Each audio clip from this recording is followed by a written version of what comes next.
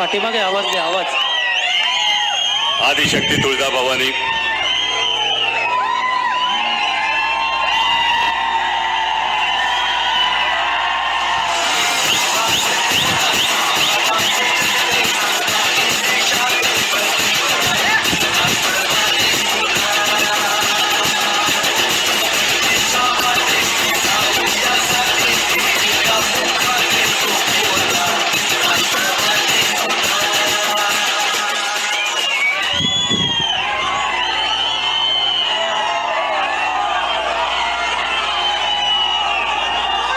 आदिशक्ती तुळजाभवानी उभ्या हिंदुस्थानचा आराध्य दैवत छत्रपती शिवाजी महाराज आणि छत्रपती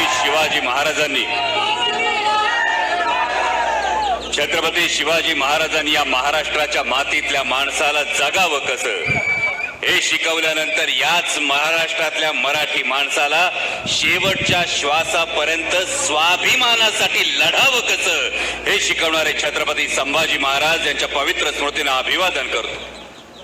आज या प्रचार सभेसाठी उपस्थित असणारे देशाचे नेते आदरणीय शरदचंद्रजी पवार साहेब, ज्यांनी आपल्याला मार्गदर्शन केले ते राष्ट्रवादी काँग्रेस पक्ष शरदचंद्र पवार या पक्षाचे प्रदेशचे अध्यक्ष जयंतरावजी पाटील साहेब, राजेशजी टोपे साहेब, महाराष्ट्रासमोर संघर्ष कसा असतो याचं मूर्तिमंत उदाहरण सादर करणारे अनिलजी देशमुख साहेब, काकासाहेबजी पलांडे, प्रवीणदादा गायकवाड, जगन्नाथ बापू शिवाळे, सुजाता भाभी पवार, व्यासपीठावरील सगळेच मान्य सुरेश भाऊ भोर आहेत, पांडुरंगनाथ थोरात आहेत, शेखरदादा पाचुनकर आहेत, भारतीताई शेवाळे आहेत, महेश बापू डमडेरे आहेत, वैभवजी यादव आहेत. आपण सगळे मान्यवर फक्त दामू अण्णा आहेत. पण घड्याळ सुटलं असलं तरी साहेबांच्या वेळेची मर्यादा आपल्याला पाळावी लागेल. म्हणून उपस्थित असणारं संपूर्ण व्यासपीठ आणि सगळ्यात महत्वाचं म्हणजे जो योद्धा शरण जात नाही म्हणून त्याला बदनाम केलं जातंय, पण योद्धा हारणार नाही ते आमदार अशोक बापू पवार. खर तर भाषणाला उभं राहिल्यानंतरच पुन्हा एकदा कळलं. मी मगाशी बसून साहेबांना सांगितलं होतं 7 तारखेनंतर ऋषी भैया बारामतीतून काही पाहुणे आलेत, 12 सभा घ्यायलेत, काही राष्ट्रीय नेते आलेत, आता कळले त्यांचे प्रदेशाध्यक्ष पण येणार आहेत. अरे एका शेतकऱ्याच्या पोराला पाडायला एवढी ताकद लागत असेल, त्याचं कारण आहे पाठीशी आदरणीय पवार साहेबांचा आशीर्वाद आहे. आणि ही निवडणूक सर्वसामान्य जनतेने हातात घेतलेली. ही निवडणूक सुरू झाल्यापासून खरंच मनापासून वाटलं होतं की देशाच्या प्रश्नांची चर्चा होईल. महागाई असेल, बेरोजगारी असेल, शेतकऱ्याचा हमी भाव असेल, पण याच्यावर कुठेही चर्चा न करता रोहित दादा मी मनापासून तुमचा आभार मानतो. मी सुरुवातीपासून सांगत होतो समोर दिलेला उमेदवार हा डमी उमेदवार आहे. तो डमी उमेदवार कसा याची फोड करून तुम्ही सांगितले. पण याच ठिकाणी काही दिवसांपूर्वी विरोधी पक्षाची सुद्धा सभा झाली. रोहित दादांनी आता कांद्याच्या संदर्भातला मुद्दा सांगितला. या सभेत आवर्जून कोणीतरी सांगितलं असेल की आता ज्या सभा सुरू असतील याच्यामध्ये कोणीतरी सांगेल की कांद्याची निर्यात बंदी उठली बर का. माझ्या भावानो, परत तुमच्या माझ्या डोळ्यात धूळफेक केलीये. एका टनामाग $550 आणि त्याच्यावर 40% निर्यात शुल्क. म्हणजे आपला कांदा जागतिक बाजारपेठेत कितीला जायला माहिती का? त्याचा खर्च होतोय ₹70 जागतिक बाजारपेठेत आपला कांदा. आणि इजिप्तचा कांदा मिळतोय ₹35, श्रीलंकेचा कांदा मिळतोय ₹55, पाकिस्तानचा कांदा मिळतोय ₹60. मी 3 दिवसापूर्वीच सांगितलं होतं भारतीय जनता पक्षाने माझ्या कांदा उत्पादक शेतकऱ्याला हातोहात फसवलंय 2 मुद्द्यांसाठी. वावरात कांदा किती जणांच्या शिल्लक राहिलाय निर्यात बंदी उठली तेव्हा? निर्यात बंदी उठली तेव्हा कांदा वपून झाला होता ना बऱ्याच जणांचा. 10-12 रुपयाने कांदा घातला ना आपण. आणि आता निर्यात बंदी उठली तर शेतकऱ्याला कवा फायदा होणार हा महत्वाचा प्रश्न आहे. आज तुम्ही बातमी वाचली असेल, जो कांदा गेलाय 400 कंटेनर JNPT मध्ये अडकून पडले. 400 कंटेनर,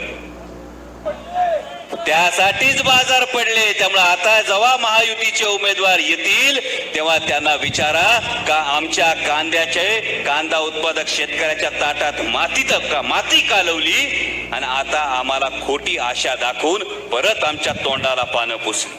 दुधाचा मुद्दा रोहित दादांनी सांगितलं, त्याविषयी फार जास्त बोलणार नाही, पण एक फार महत्वाचा मुद्दा आहे.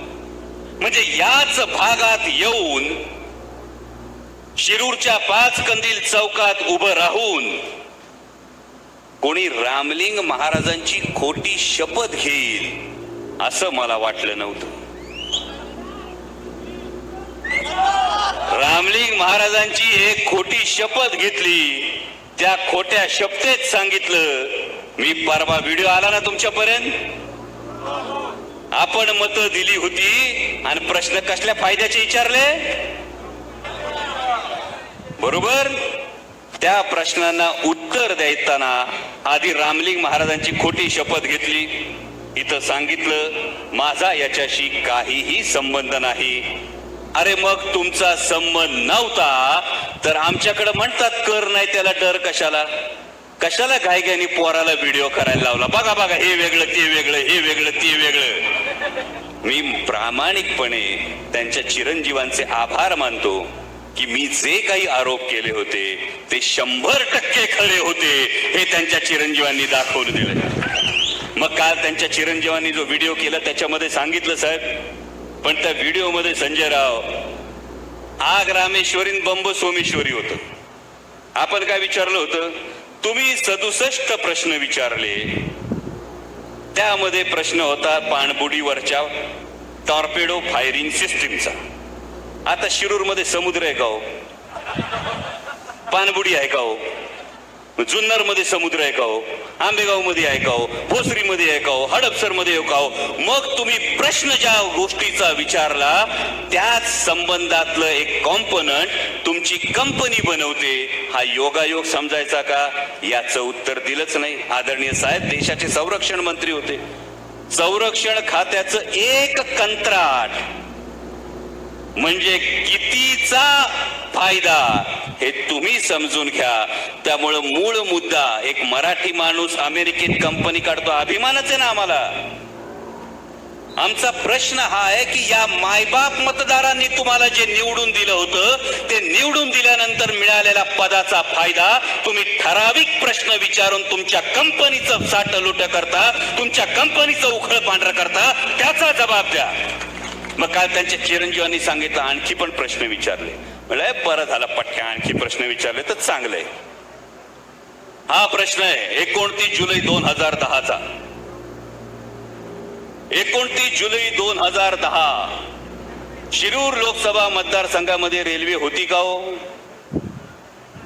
पुणे नाशिक रेल्वे सुरू झाली होती का हो. पण आपण निवडून दिलेल्या मान्य खासदारांना प्रश्न मात्र पडतो की रेल्वेमध्ये इंटरनेट फॅसिलिटीज कधी सुरू होणार, त्याचे डिटेल्स द्या. हा विकास बापू प्रश्न पडलाय तुमच्या समोर. प्रश्न आहे, मंच सांगत नाही, संसदेच्या कागदपत्रांमध्ये लिहिलंय. ज्यांना आम्ही निवडून दिलं आम्हाला कांद्याचा प्रश्न पडतो, पण आमच्या कांद्याची निर्यात बंद करण्यासाठी तुम्ही गळ्यात कांद्याच्या माळा घालून संसदेत फिरून आदरणीय पवार साहेबांवर दबाव टाकत होता आणि त्यावेळी प्रश्न विचारत होता रेल्वेमध्ये इंटरनेटची सुविधा कधी सुरू होणार. आणि हे तुमचं दुसरं पान, हे तुमच्या कंपनीचं प्रोफाईल. जाऊन बघा डायनालॉगच्या वेबसाईटवर, डावीकडचा टॅब दाबा, त्याच्या खाली सगळ्या गोष्टी येतील. मी फक्त डिफेन्सचा टॅब सांगितला तर काल कशी पाणबुडी गडगडली उरुळी कांचन मध्ये. आता दुसरा मुद्दा आहे रेल्वेचा. या रेल्वेमध्ये लिहिलंय passenger wifi, onboard Wi-Fi AP that supports secure client access and data rates up to 300 Mbps. म्हणजे तुमची कंपनी जी सर्व्हिस प्रोव्हाइड करते त्याचा प्रश्न तुम्ही विचारता. अरे तुम्ही विचारलं होतं नट सम्राट हवा की कार्य सम्राट हवा. तुम्ही विचारलं होतं नेता हवा की अभिनेता हवा. पण हे पुरावे सांगतात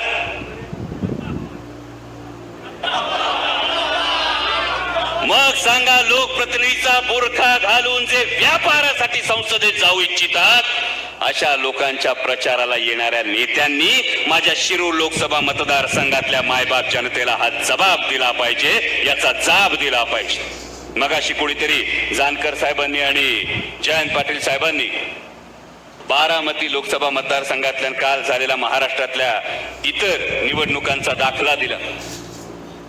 तुम्ही सगळ्यांनी व्हिडिओवर पाहिलं असेल. पाहिलं ना रोहित दादा? मी तुमच्या सोशल मीडिया साईटवर बघितलं. एका बँकेची शाखा रात्री मध्यरात्री उघडी ठेवली गेली होती, हो ना? तशीच परिस्थिती आपल्या मतदारसंघात येईल का अशी एक चर्चा सुरू झालीये. कारण या चर्चेचं कारण हा कागद माझ्या हाती आलाय. एक सहकारी पतसंस्था आहे, सहकारी पतसंस्था आहे.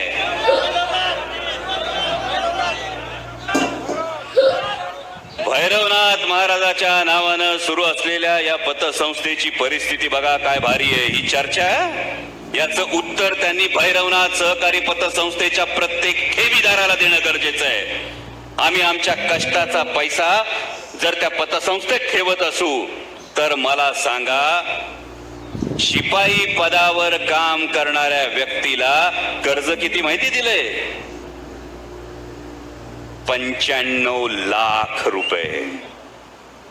शिपाई पदावर काम करणारी व्यक्ती, मी नाव सांगत नाही, ही व्यक्ती तुम्हाला अनेक सोशल मीडियाच्या ग्रुपमध्ये शिरून प्रचार करताना दिसते.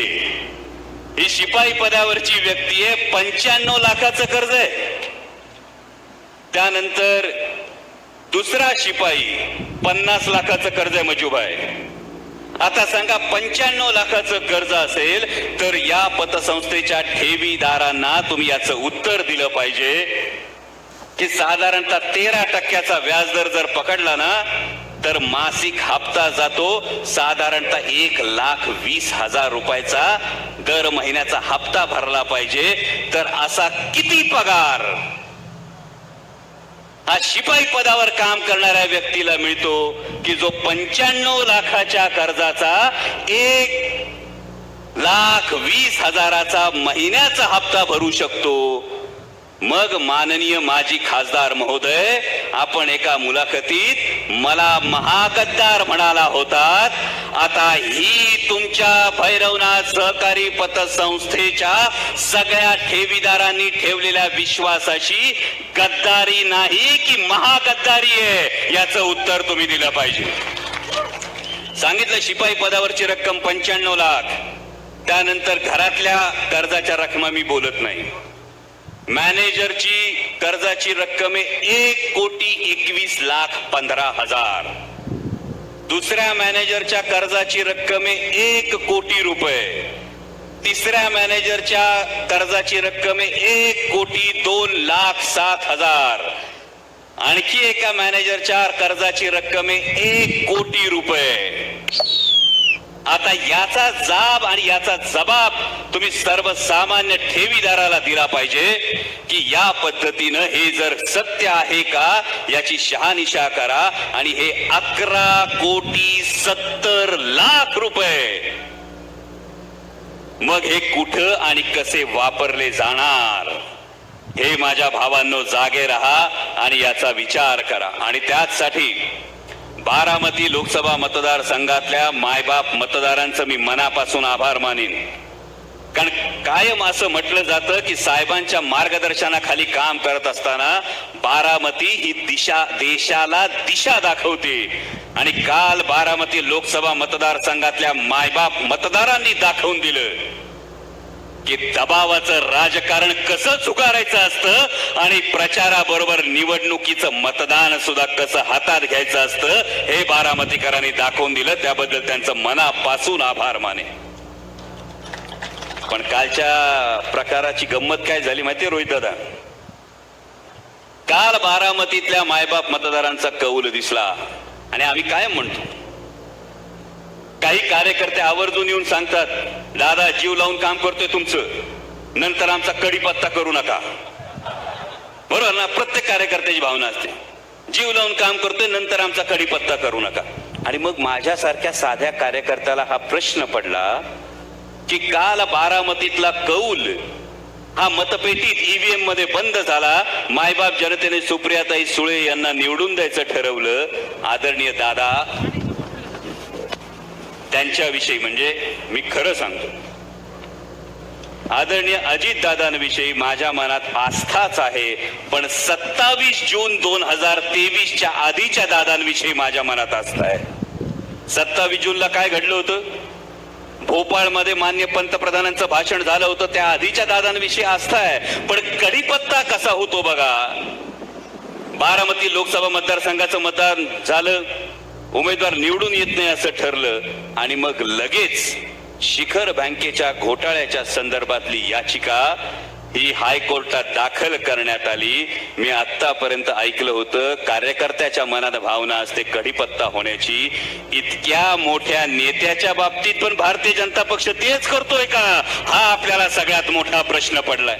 आज दादांनी भाषणात विचारलं मला, शिवप्रताप गरुड झेप नावाचा सिनेमा आला होता प्रवीण दादा, आणि यामध्ये त्यात जे काही दाखवलं त्याविषयी साहेब दादांनी प्रश्न विचारला की अमोल कोल्हेंनी खोटा इतिहास दाखवला. अमोल कोल्हेंनी मनाला वाटेल तसा इतिहास दाखवला. आदरणीय दादा, कदाचित आपण सेतू माधवराव पगडी वाचले नसतील, कदाचित इतिहासाचा अभ्यास आपण केला नसेल, पण हा प्रश्न विचारून दादा तुम्ही शिव शाहू फुले आंबेडकरांचं नाव घेण्याचा नैतिक अधिकार गमावलाय. कारण पुरोगामी विचार ज्याला आपण म्हणतो, हा पुरोगामी विचार व्यवस्थेला आणि जे तुमच्या गळी उतरवलं जातंय याला प्रश्न विचारणं, याला पुरोगामी विचार म्हणतात. वाचून बघा महात्मा फुलेंचं सार्वजनिक सत्य धर्म, विचारलेत ना परखड प्रश्न. वाचून बघा भारतरत्न डॉक्टर बाबासाहेब आंबेडकर, विचारले ना व्यवस्थेला प्रश्न. आणि दादा जर हेच प्रश्न विचारले नसते या डॉक्टर अमोल कोल्हेनी, तर स्वराज्य रक्षक संभाजी मालिकेच्या माध्यमातून माझ्या धाकल्या धन्यांचा छत्रपती संभाजी महाराजांचा इतिहास कधीच समोर आला नसता. मग तुम्ही म्हणता तेच जर करायचं होतं तर आम्ही लहानपणी बघत होतो ना सिनेमे, आपण मोहित्यांची मंजुळा, थोरातांची कमळा बघत होतो की नाही सिनेमे? प्रत्येक वेळी छत्रपती संभाजी महाराजांना बदनाम करण्याचा डाव जो रचला गेला होता, जर प्रश्नच विचारले नसते तर हा जाज्वल्य इतिहास माझ्या धाकल्या धन्याचा कसा समोर आला असता? आणि खरंच उत्तर द्यावं दादा, छातीवर हात ठेवून आपण उत्तर द्यावं. आपण 91 साली या भागाचे लोकप्रतिनिधी होतात, आपण 13 वर्ष पुणे जिल्ह्याचे पालकमंत्री होतात. छत्रपती संभाजी महाराजांची समाधी वडू आणि तुळापूरला 334 वर्ष आहे. आपण 13 वर्ष पालकमंत्री असताना का तुम्हाला कधीच त्या समाधी स्थळाचा विकास करावासा वाटला नाही? याचं उत्तर दिलं पाहिजे. जर हा जाज्वल्य इतिहास समोर आला नसता, जर प्रश्न विचारला नसता, तर इतिहास समोर आला नसता. आणि जर इतिहास समोर आला म्हणून तुम्हाला अशोक बापूंचा पाठपुरावा असेल, माझा पाठपुरावा असेल, त्यानंतर छत्रपती संभाजी महाराजांच्या समाधीस्थळाला निधी दिलात की नाही याचंही उत्तर द्या. शिवाय आजकाल दादा खासगीतल्या अनेक गोष्टी बोलताय. मी वारंवार सांगत होतो, खासगीतल्या सगळ्या गोष्टी बोलायला बसलो तर मग अनेक गोष्टी निघतील. दादा कायम सांगतायत आता प्रचारात, अमोल कोल्हेंनी राजीनामा देण्याची भावना व्यक्त करून दाखवली होती. कुठं बघितलं? मला बघितलं अशी प्रेस कॉन्फरन्स घेताना? मी बोललोय तुमच्या समोर कधी? पण आदरणीय दादा, आपल्याला मात्र या मायबाप जनतेनं टीव्हीवर भाऊक होऊन राजीनामा देऊन शेती करायला जातो असं म्हणताना बघितलंय. त्याचं काय करायचं आम्ही? आणि मग खासगीतलंच बोलायचं असेल तर ज्या भारतीय जनता पक्षाची तळी घेऊन आता तुम्ही एका शेतकऱ्याच्या पोराला पाडायला शिरूर लोकसभा मतदारसंघात येताय, याच भारतीय जनता पक्षाने जेव्हा तुम्ही विधानसभेमध्ये छत्रपती संभाजी महाराजांना स्वराज्य रक्षक म्हणाला होतात त्यावेळी जोडे मारा आंदोलन केलं होतं. महाराष्ट्रभर हाच भारतीय जनता पक्ष तुमच्या प्रतिमेला जोडे मारत होता आणि आता जे तुमच्या खांद्याला खांदा लावून पळतायत हे सगळे शेपूट घालून बसलेले असताना हा पठ्ठ्या भांडलाय तुमच्या वतीनं. या पठ्ठ्यानं व्हिडिओ करून सांगितलंय की स्वराज्य रक्षकच. आणि आजही मी त्याच भूमिकेवर ठाम आहे. दादा, भूमिका बदलली तर खासगीतल्या अशा अनेक गोष्टी बाहेर निघतील. हा व्हिडिओ करण्यासाठी मला कोणी फोन केला होता हे पण एकदा जाहीरपणे सांगावं. माझ्या 35 वर्षाच्या कारकिर्दीमध्ये माझ्या प्रतिमेला कोणी जोडे मारले नाहीत ही व्यथा कोणी बोलून दाखवली होती हे सुद्धा खासगीतलं सांगावं. त्यामुळे आदरणीय दादा, महत्वाच्या गोष्टींवर बोलू. आपण कोणत्या उमेदवाराचा प्रचार करता आहात हे एकदा मनाला विचारा. आणि आपण नम्रपणे मी एक सांगू इच्छितो, माध्यमांच्या माध्यमातून दादांना आवाहन करू इच्छितो. संध्याकाळी दादा जुन्नर तालुक्यात जाणार आहेत. या जुन्नर तालुक्यात काल एका 8 वर्षाच्या लेकरावर बिबट्याने हल्ला केला आणि लेकरू मृत्युमुखी पडलं. जेव्हा मी संसदेत सातत्याने बिबट्याच्या प्रश्नाविषयी भांडत होतो, संसदेमध्ये बिबट प्रजनन नियंत्रणाचा कायदा आणला पाहिजे हे सांगत होतो, मी डीजी फॉरेस्टला भेटलो. बिबट प्रजनन नियंत्रणासाठी बिबट्याची नसबंदी करण्याच्या संदर्भात डीजी फॉरेस्टनी महाराष्ट्र सरकारला निर्देश दिले. पण महाराष्ट्रातले एक मुख्यमंत्री, 2-2 उपमुख्यमंत्री हे फक्त तिकीट वाटपात आणि सत्ता वाटपात बिझी असल्यामुळं जुन्नर वन विभागाने बिबट्याच्या संदर्भातला दिलेला प्रस्ताव सुद्धा केंद्राकडे पाठवला नाही.